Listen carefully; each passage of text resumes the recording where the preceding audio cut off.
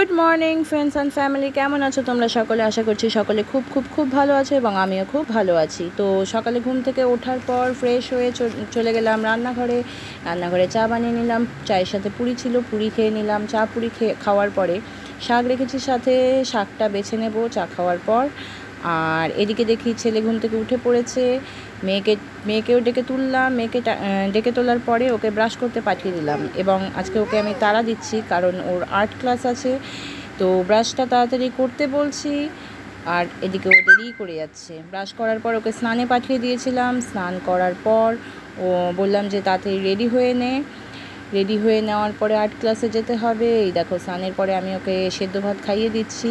ভাত খেতে সকালে একদমই চায় না, জোর করে খাওয়াতে হচ্ছে। তো সেদ্ধ ভাত খাওয়ানোর পর ওকে বললাম যে তাড়াতাড়ি করে রেডি হয়ে নে, ব্যাগটা গুছিয়ে নে, আর্টের দেরি হয়ে যাচ্ছে। তো ও সেটাই করলো এবং আর্ট ক্লাসের জন্য রেডি হয়ে আর্ট ক্লাসে চলেও গিয়েছে।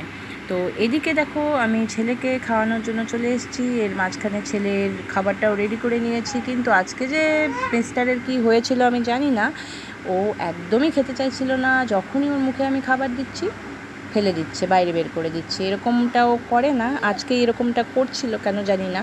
আসল কথা, ছুটির দিন, বাবাকে পেয়েছে সামনে, তো বাবার কাছে যাওয়ার জন্য তো সবসময় রেডি হয়ে থাকে। তো এই দেখো, সামনে বাবাকে দেখেছে, বাবার কাছে যাওয়ার জন্য কান্না শুরু করে দিয়েছে। তো যাই হোক, এটা সেটা বলে ভুলিয়ে ভালিয়ে ছেলেকে আলটিমেটলি খাওয়ালাম এবং খাওয়ানোর পর অনেক চেষ্টা করলাম ঘুম পাড়ানোর জন্য, কারণ ও যদি না ঘুমায় আমি রান্নাঘরে যেতে পারবো না।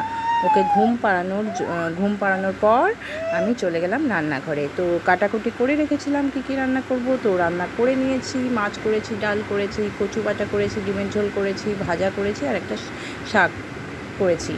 তো রান্না কমপ্লিট করে স্নান করে তারপরে লাঞ্চের জন্য রেডি হয়ে গেলাম। তো সকলকে লাঞ্চ দিয়ে নিজেও লাঞ্চটা সেরে নিলাম।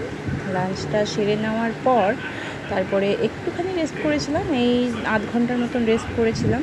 রেস্ট বলতে ছেলের সাথে খেলা। তারপরে চলে এসেছি ছাদে। তো ছাদে এসে দেখি আকাশ একদম ঘুটঘুটে অন্ধকার হয়ে আছে। বিকেল না, তখন 6টার ওপরে বাজে।